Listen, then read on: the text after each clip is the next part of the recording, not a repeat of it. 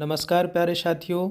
RPM bridge YouTube channel में आप सभी का बहुत बहुत स्वागत है। चलिए रसायन विज्ञान के जनरल साइंस के क्वेश्चन के साथ हम आपके सामने उपस्थित हैं। यहाँ पर हमने इस वीडियो में दो टॉपिक को कवर किया है। पहला तो आपका जनरल साइंस के क्वेश्चन है और दूसरा हमने कुछ ऐतिहासिक जो पुरानी इमारतें हैं उनके बारे में इस वीडियो में डिस्कस किया है। तो चलिए आइए बिना देरी किए हुए शुरुआत करते हैं रैपिड फॉर्म में।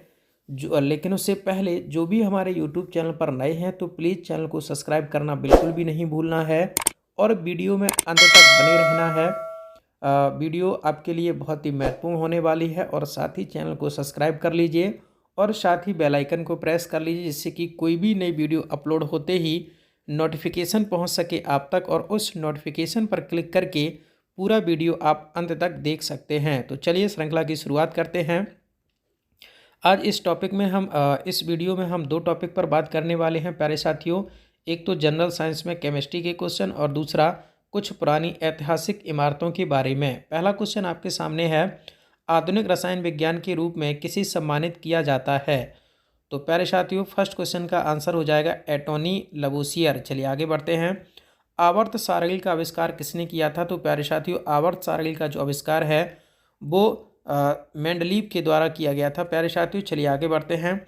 पृथ्वी के वायुमंडल में सबसे प्रचुर गैस कौन सी है? तो प्यारे साथियों पृथ्वी के वायुमंडल में सबसे जो प्रचुर गैस है वो आपकी नाइट्रोजन है, 78.8%। आगे बढ़ते हैं।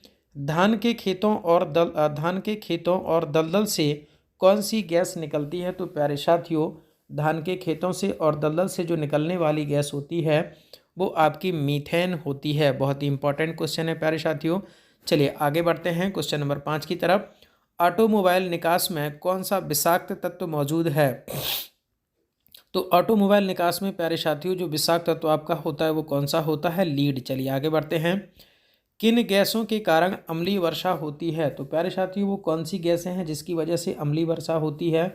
तो वो आपकी गैसें हैं सल्फर डाइऑक्साइड और नाइट्रोजन ऑक्साइड। आगे बढ़ते हैं। माइक्रोचिप्स बनाने में किस धातु का प्रयोग किया जाता है? तो वो किया जाता है प्यारे साथियों सिलिकॉन का।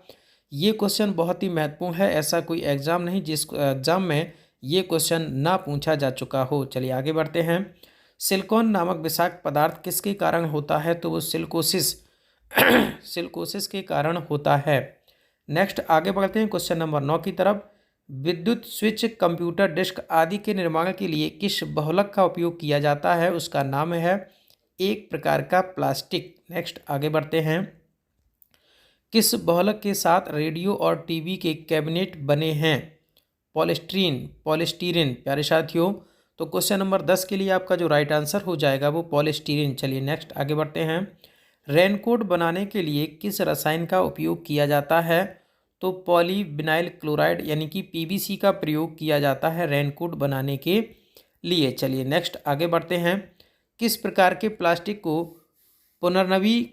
पुनर्नवीनीकरण किया जा सकता है? यानी कि पुनर्वलन उनका जो है पुनर्नवीनीकरण किया जा सकता है, पुनः तैयार किया जा सकता है। ये कहने का मतलब है क्वेश्चन का, तो वो है आपकी थर्मोप्लास्टिक। नेक्स्ट आगे बढ़ते हैं। प्लास्टिक को क्या नाम दिया गया है जिसे पुनर्नवीनीकरण नहीं किया जा सकता है? उसका नाम है थर्मोसेटिंग प्लास्टिक। आगे बढ़ते हैं।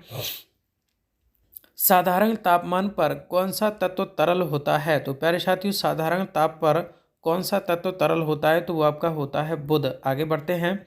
बेकिंग सोडा का रासायनिक नाम क्या है? बहुत ही महत्वपूर्ण क्वेश्चन एग्जाम की दृष्टि से बहुत पूछा जाता है ये क्वेश्चन एग्जाम में कि बेकिंग सोडा का रासायनिक नाम क्या है? Sodium by carbonate. आगे बढ़ते हैं। सोडियम कार्बोनेट को सामान्यतः किस नाम से जाना जाता है? वॉशिंग सोडा या फिर सोडा एस। चलिए आगे बढ़ते हैं।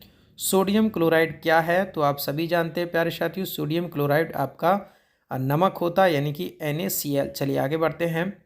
टेबल शुगर क्या है? तो प्यारे साथियों टेबल शुगर जो है वो आपका गन्ना चीनी यानी कि सुक्रोज। लेड पेंसिल पर मौजूद तत्व क्या है? तो प्यारे साथियों लेड पेंसिल पर मौजूद तत्व जो होता है वो कार्बन यानी कि ग्रेफाइट। लेड मतलब पीबी पेंसिल पर जो हमारा मौजूद तत्व क्या है वो आपका होता है कार्बन मतलब ग्रेफाइट। सोडा वाटर में जाती है वो कौन सी है? Carbon dioxide. तो सोडा वाटर में कौन सी गैस पाई जाती है? तो कार्बन डाइऑक्साइड पाई जाती है। नेक्स्ट आगे बढ़ते हैं। सोने का विलायक क्या है? तो प्यारे साथियों, सोने का जो विलायक है वो आपका होता है अम्लराज। नेक्स्ट, दांत के पेस्ट को सफ़ेद बनाने के लिए रासायनिक घोल का नाम बताएं। टाइटेनियम डाइऑक्साइड, यानी कि हम लोग जो मॉर्निंग में पेस्ट करते हैं उसका जो कलर वाइट होता है वो किससे रेडी किया जाता है? ये आपसे क्वेश्चन में पूछा गया है। तो उसका नाम होता है प्यारे साथियों टाइटेनियम डाइऑक्साइड। नेक्स्ट आगे बढ़ते हैं। मानव चेहरों के भूरे रंग के पीछे कौन सा रसायन होता है? तो वो होता है बिलीरुबिन। चलिए आगे बढ़ते हैं क्वेश्चन नंबर 24 की तरफ। किस रसायन को चिली साल्ट पीटर कहा जाता है? तो प्यारे साथियों उसका जो नाम होता है सोडियम नाइट्रेट। नेक्स्ट आगे बढ़ते हैं क्वेश्चन नंबर 25 के लिए। मार्स गैस क्या है? तो मार्स गैस जो है, मार्स गैस कौन सी है? तो वो आपकी मीथेन गैस को मार्स गैस कहा जाता है। चीनी नमक का रासायनिक नाम क्या है? तो प्यारे साथियों चीनी नमक का जो रासायनिक नाम है वो आपका मोनोसोडियम ग्लूटामेट होता है। नेक्स्ट आगे बढ़ते हैं। कार्बन का शुद्धतम रूप कौन सा है? तो प्यारे साथियों कार्बन का जो शुद्धतम रूप होता है यानी कि प्योरीफाई रूप होता है वो आपका सीसा यानी कि लेड होता है। चलिए आगे बढ़ते हैं। सफ़ेद जहर किसे कहा जाता है? तो प्यारे साथियों जो सफ़ेद जहर यानी कि वाइट पॉइजन जो होता है वो आपका चीनी को वाइट पॉइजन यानी कि सफ़ेद जहर कहा जाता है। नेक्स्ट, सबसे सरल चीनी कौन सी है? तो प्यारे साथियों सबसे सरल जो चीनी है वो आपकी शर्करा। नेक्स्ट आगे बढ़ते हैं। कागज में जैविक बहुलक क्या है? तो प्यारे साथियों कागज में जो जैविक बहुलक है वो आपका सेलुलोज होता है। चलिए अब बात करते हैं सेकंड टॉपिक के बारे में। भारत के ऐतिहासिक एवं दर्शनीय स्थल कुछ पुराने ऐतिहासिक दर्शनीय स्थल के बारे में बात करते हैं प्यारे साथियों। बहुत ही महत्वपूर्ण टॉपिक है। यहाँ से भी आपके लगभग सभी एग्जाम में एक क्वेश्चन 100% पूछा जाता है। आप सभी लोग जो लोग एग्ज़ाम दे चुके होंगे तो उनको ये चीज़ पता होगी कि हाँ बिल्कुल पूछा जाता है, और जो लोग नए हैं तो यकीन मानिए कि बिल्कुल यहाँ से 1 से 2 क्वेश्चन आपके सभी एग्ज़ाम में पूछे जाते हैं। कोई भी ऐसा एग्ज़ाम नहीं है जिसमें ये टॉपिक आपका ना पूछा जाता हो। तो सबसे पहले हम बात करते हैं अमरनाथ गुफा। तो प्यारे साथियों जो अमरनाथ गुफा है वो आपकी कश्मीर में स्थित है। सूर्य मंदिर की बात करें तो सूर्य मंदिर यानी कि ब्लैक पगोड़ा ये आपका कोणार्क में स्थित है। नेक्स्ट आगे बढ़ते हैं। बृहदेश्वर मंदिर जो है प्यारे साथियों वो आपका तंजौर में स्थित है। दिलवाड़ा मंदिर की बात करें तो ये आपका माउंट आबू और दिलवाड़ा जैन मंदिर को सनसेट पॉइंट भी कहा जाता है। आगे बढ़ते हैं। आमेर दुर्ग जो है प्यारे साथियों वो आपका जयपुर में स्थित है। अगर बात करें बड़ा इमामबाड़ा और छोटा इमामबाड़ा की तो ये आपके लखनऊ में स्थित हैं। नेक्स्ट आगे बढ़ते हैं। वृंदावन गार्डन की बात करें तो ये प्यारे साथियों कन्फ्यूजन भरा क्वेश्चन है।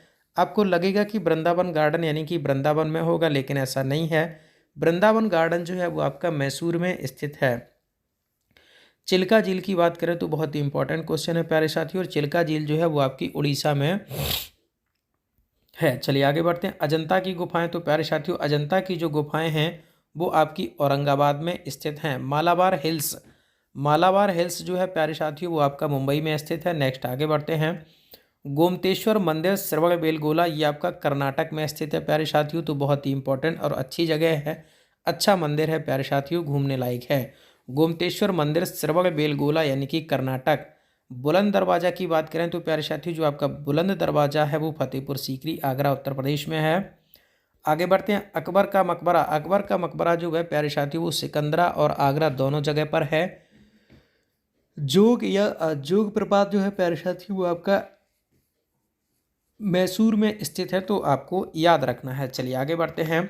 शांति निकेतन कोलकाता में स्थित है, तो आपको याद रखना है प्यारे साथियों अगर शांति निकेतन आपसे पूछा जाता है तो वो कोलकाता में स्थित है। रणथंभौर का किला ये सवाई माधोपुर में प्यारे साथियों स्थित है। बहुत ही अच्छी जगह है, घूमने लायक जगह है, ज़रूर सभी लोग जाएं, बहुत अच्छा लगता है। रणथंभौर का किला यानी कि सवाई माधोपुर राजस्थान। आगा खां पैलेस ये प्यारे साथियों पुणे में स्थित है, तो आपको याद रखना है कि जो आगा खां पैलेस है वो पुणे में स्थित है। महाकाल का मंदिर वो आपका उज्जैन यानी कि मध्य प्रदेश में स्थित है। कुतुब मीनार की बात करें प्यारे साथियों तो जो आपकी कुतुब मीनार है वो दिल्ली में स्थित है। इसी के साथ अगर हम बात करें एलिफेंटा की गुफाएं तो एलिफेंटा की गुफाएं आपकी मुंबई में स्थित हैं। चलिए आगे बढ़ते हैं। ताजमहल मतलब आगरा, इंडिया गेट मतलब दिल्ली। नेक्स्ट आगे बढ़ते हैं। विश्वनाथ मंदिर वाराणसी में स्थित है प्यारे साथियों, और सांची का स्तूप जो है प्यारे साथियों भोपाल के पास में रायसेन नामक स्थान पर है। आगे बढ़ते हैं। निशात बाग यानी कि श्रीनगर में प्यारे साथियों स्थित है। तो आपको याद रखना है कि जो निशात बाग पैलेस है वो आपका श्रीनगर में है। और मीनाक्षी मंदिर बहुत ही अच्छी जगह है। मीनाक्षी मंदिर की अगर बात करें तो ये आपका मदुरई यानी कि तमिलनाडु में स्थित है। चलिए आगे बढ़ते हैं। सुरंग मंदिर की बात करें तो प्यारे साथियों सुरंग मंदिर जो है वो आपका अमृतसर में स्थित है। और एलोरा की गुफाओं की अगर बात करें तो औरंगाबाद। चलिए नेक्स्ट आगे बढ़ते हैं। हवा महल आपका जयपुर में स्थित है प्यारे साथियों। और जंतर मंतर की बात करें तो वो आपका दिल्ली में स्थित है। नेक्स्ट शेर शाह का मकबरा सासाराम बिहार में स्थित है प्यारे साथियों। और एतमादौला की बात करें तो ये आपका आगरा में स्थित है। सारनाथ वाराणसी के समीप है प्यारे साथियों। नटराज मंदिर की बात करें तो ये आपका चेन्नई में स्थित है। नटराज मंदिर। जामा मस्जिद की बात करें तो ये प्यारे साथियों आपका दिल्ली में स्थित है आपका जामा मस्जिद। और जगन्नाथ मंदिर की बात करें तो पूरी उड़ीसा में स्थित है प्यारे साथियों आपका जगन्नाथ मंदिर। तो आपको याद रखना है जो जगन्नाथ मंदिर है वो पूरी उड़ीसा में स्थित है। नेक्स्ट आगे बढ़ते हैं। गोलघर की बात करें तो प्यारे साथियों जो आपका गोलघर है ये आपका पटना में स्थित है प्यारे साथियों। और विजय स्तंभ की बात करें तो विजय स्तंभ आपका चित्तौड़गढ़ राजस्थान में स्थित है। बहुत ही अच्छी जगह है। आगे बढ़ते हैं। गोल गुंबद की बात करें तो प्यारे साथियों गोल गुंबद आपका बीजापुर में है। और गोलकोंडा की बात करें तो गोलकोंडा आपका हैदराबाद में स्थित है प्यारे साथियों। आगे बढ़ते हैं। गेटवे ऑफ इंडिया मुंबई में स्थित है। इंडिया गेट दिल्ली में है। गेटवे ऑफ इंडिया मुंबई में है। जल मंदिर की बात करें तो प्यारे साथियों जल मंदिर जो है वो पावापुरी बिहार में स्थित है प्यारे साथियों। आगे बढ़ते हैं। बेलूर मठ। बेलूर मठ जो है वो कोलकाता में स्थित है। टावर ऑफ साइलेंस ये आपका मुंबई में है। तो आपको याद रखना है प्यारे साथियों जो बेलूर मठ है वो आपका कोलकाता में है। और टावर ऑफ साइलेंस की बात करें तो प्यारे साथियों मुंबई में स्थित है। तो ये आज की वीडियो में फ़िलहाल इतना ही प्यारे साथियों। तो इस वीडियो में हमने दो महत्वपूर्ण टॉपिक को कवर किया था। जनरल साइंस केमिस्ट्री के क्वेश्चन और यहाँ पर प्रमुख ऐतिहासिक धार्मिक स्थल। तो प्यारे साथियों आपको बताना है कि वीडियो आपको कैसा लगा। और जो भी हमारे यूट्यूब चैनल पर नए हैं तो प्लीज़ चैनल को सब्सक्राइब किए बिना बिल्कुल नहीं जाना है। और साथ ही बेल आइकन को प्रेस कर लेना है जिससे कि कोई भी नई वीडियो अपलोड होते ही नोटिफिकेशन पहुंच सके आप तक। और उस नोटिफिकेशन पर क्लिक करके पूरा वीडियो देख सकते हैं। चलिए आज की श्रृंखला में जुड़ने के लिए आप सभी का बहुत बहुत धन्यवाद।